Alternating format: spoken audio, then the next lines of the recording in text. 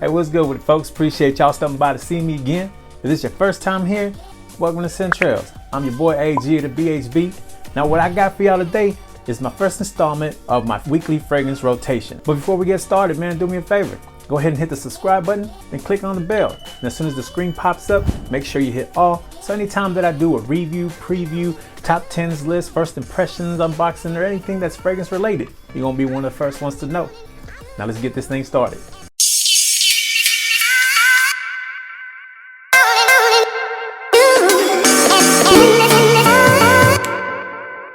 So like I said in the intro, this is the first installment of my weekly rotation.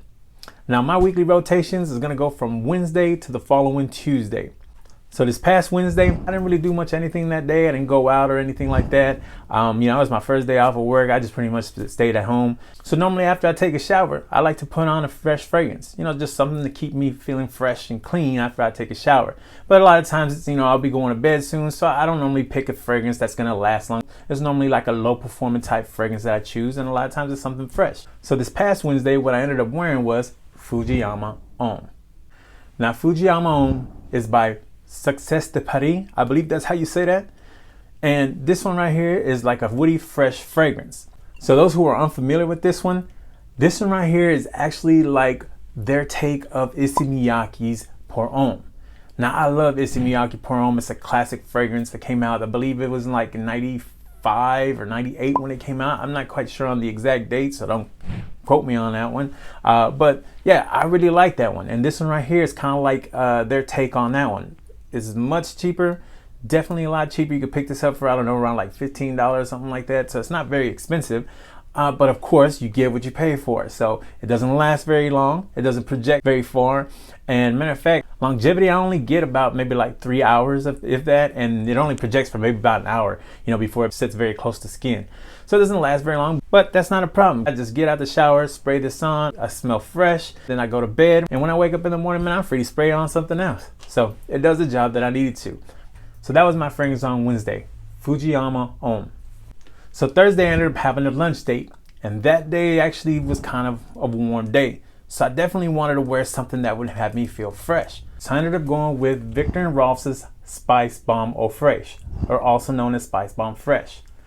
So just like the name insinuates, this one here is a fresher take on Spice Balm. So this one still has your pink pepper and your black pepper, but it's freshened up by the notes of sea salt, ginger, and grapefruit. But it's also aromatic, you know what I'm saying? And I think that's because of the lavender note that's in here. Now Spice Balm Fresh has good performance, so this one's definitely worth the price. Now this one here I've heard has been discontinued. So I'd say if you're still interested in this one, go get you a sample, put your nose on this one. Or if you like this one, need a backup, make sure you pick this one up now. But anyways, this one right here is a great smelling fragrance, man. I love this one. I couldn't wait to wear this one. So the first chance that it got warm around here, I had to bust this one out. So that was my fragrance, Viktor & Rolf's Spice Balm Eau Fraiche. So at the end of the night, we ended up going out to go pick up a few things, and I wasn't exactly sure what our night was going to entail. So Thursday night, I ended up going with Yves Saint Laurent's Y Eau de Parfum. Now for those of y'all who are not familiar with this one, this is actually a flanker to the original Y by Yves Saint Laurent. But while that one is the EDT, this one right here is the Eau de Parfum version. Now this one right here was another one that I couldn't wait for spring to roll around so that I could wear. So I love this one right here also, man. If you're familiar with the original, this is like a more amped up version of that one, and it's also made sweeter. So since it's the Eau de Parfum version, obviously it lasts longer and it performs better, at least on my skin. But I love this one right here, man. This one right here is, this one is awesome, man. It is very versatile fragrance. You could definitely wear it on spring days, but I prefer to wear this one on spring nights. So this is another one that I recommend. I love this one right here. Now let's go to the next one. So Friday came around, and I didn't really do a whole lot throughout the day, but I thought we was gonna get into something that evening. So since it was kind of warm and muggy that day, by the time the evening came around, it was still feeling a little bit of the same. So I was looking for something fresh and actually kind of aquatic. So I ended up going with one that I hadn't worn in a while. That is Acqua di Gio's Profumo. I don't know if you guys can see that there. But for those of y'all who are not familiar with this one, this is a flanker to the original Acqua di Gio. Oh man, this one right here has notes of incense, patchouli, and sage that adds to that original Acqua di Gio DNA. And man, this one right here is just wonderful. It's another long-lasting fragrance. So if you like the original Acqua di Gio and you haven't tried this one for some reason, this is one that you need to pick up. Definitely very versatile. You can wear almost all year round and for pretty much any occasion. So this is what I ended up wearing Friday. So on Saturday, we just kind of out and about that day. So on that day, I ended up going with Yves Saint Laurent's Why Again. I know, right? Out of all the fragrances that I could have chose, I ended up going with this one again. So spoiler alert. So I'm not sure if I'm going to release this video before or after my spring top 10 of 2020. But if I ended up putting this before then, you should already have an idea that this is going to be high on my list. Since I already spoke about it, let's move on to the next one. So on Sunday, it actually started to cool off a little bit, and it was actually time for me to head back to work. I decided to go with another Giorgio Armani fragrance, and that is Armani Codes' Colonia. Now this one right here is a flanker to the original Armani Code. So when you smell this one, you definitely get traces of the original Armani Code. You definitely get that DNA, but it has like added freshness. So of course, as you would probably guess by the color on this thing, this is Armani Codes' version of a blue fragrance. Now this one right here is also a good performer, but if you like the original Armani Code and you're actually one of the people who don't hate on blue fragrances, then this is definitely one that you're probably gonna end up enjoying. Now let's go to the next one. So Monday again was another work day for me, and that day was actually kind of rainy. So for those of you who've been following me on Instagram for a while, know that I tend to wear some of the same fragrances when it rains. And what can I say? I really love those. So normally I like to pick Versace's The Dreamer, or I like to go with L'Eau de Issy Intense by Issey Miyake, or I like to go by Mercedes-Benz Intense, because they all seem to work great on a rainy day. But I wanted to change it up a little bit, especially now that we're in spring. So for that day, I decided to go with Armaf's Hunter Intense. So yes, it's the one with the funny looking bottle with the straps. Now this one right here, I'm not too sure what the note breakdown on this one. I haven't been able to actually find the notes on like Fragrantica. So for those of y'all who haven't smelled this one before, the best way that I can describe this to you is that it smells like a cross between Sauvage and Lacoste's L1212 Blanc, the white bottle. Now there are a lot of people who feel like this one smells more like a mixture of Sauvage and Invictus Aqua. And I can definitely see that, right? I can see why a lot of people would think that, but I don't know what it is. There's something about this one though, that on top of that, it actually reminds me more of Lacoste's L1212 Blanc. But I definitely get why some people say Invictus Aqua. So this one right here, when you first smell it, man, it definitely opens up sweet and aquatic, just like the Invictus Aqua. But like I said, I also get that Lacoste L1212. Like this one here is awesome, guys. And then as it starts to dry down, that's when you start to get that Sauvage type vibe. So this one right here is definitely lovely, man. If you like Sauvage and you like the Invictus Aqua or that Lacoste L1212 Blanc, then this one right here, you're gonna definitely enjoy. And for me, man, this one works good on a rainy day. So at the end of my work day, when I finally made it home, I ended up taking a shower, and that fresh out the shower fragrance that day was Nautica Voyage N83. So for those of y'all who are familiar with the original Nautica Voyage, this one is pretty much along the same vein. I mean, it definitely still has that same DNA as the original Nautica Voyage, but I feel like this one is not as bright as that one, where that one's a lot more fresher. I feel like this one's a little bit more scaled back. It's still fresh, but it's slightly sweet and minty. So, you know, it's still a pretty nice fragrance. I like this one as well.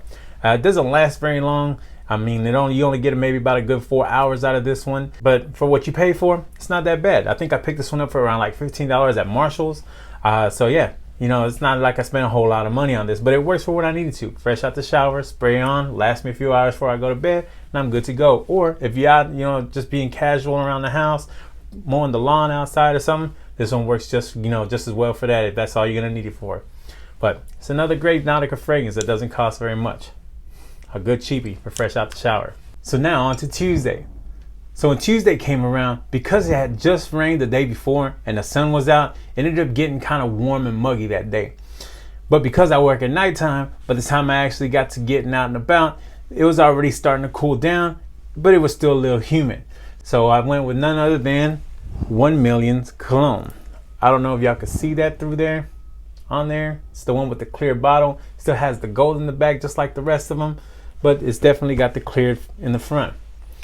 Now, this one right here, man, I like this one right here. I can see why people hate on this one though, because this one right here is probably the furthest one from the original 1 Million fragrance. Like everybody always talks about Lucky and Privé, and you know, those are all great scents. Don't get me wrong. I don't think this one's better than those, but I still like this one. Is definitely a good fragrance. But people hate on it, like I said, because it's the furthest one from the line. However, this one still has the 1 million DNA. It's not as strong as on the other ones, but this one right here, the DNA, it's almost non-existent. Like you could pick it up, but it's definitely dominated by the rose note that's in here and also by the mandarin orange. So when you smell this one, 1 million DNA doesn't jump out at you like the other ones. But what I love about this fragrance right here is that it's like if 1 million and Invictus Aqua had a baby, this would be what would come out. I swear, man, this one right here is just awesome. Like I said, not the best in the line, but it's still an awesome fragrance to me. Now, I'm not the biggest fan of rose.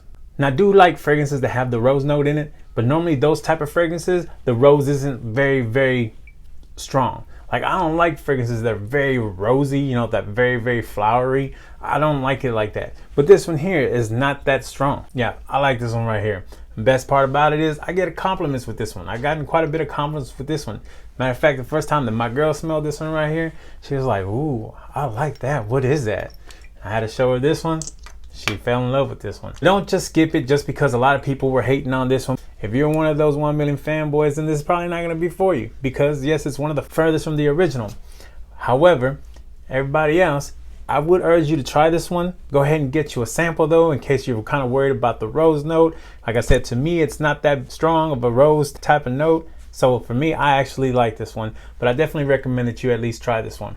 Well, folks, that concludes my weekly fragrance rotation. If there was anything that you saw in this video that you would like to know more of, or would like for me to do a full review of, go ahead and let me know in the comments. Matter of fact, if you like this video or you found it informative, go ahead and give me a like. Go ahead and give me that thumbs up. Matter of fact, you might as well go ahead and hit the subscribe button. And while you're at it, hit the bell. As soon as the screen comes up, go ahead and hit all. That way, next time I do another weekly review or a top 10 or review, preview, or anything that's fragrance related, you'll be one of the first ones to know. So I appreciate y'all being with me today, and I'll see y'all on the next one.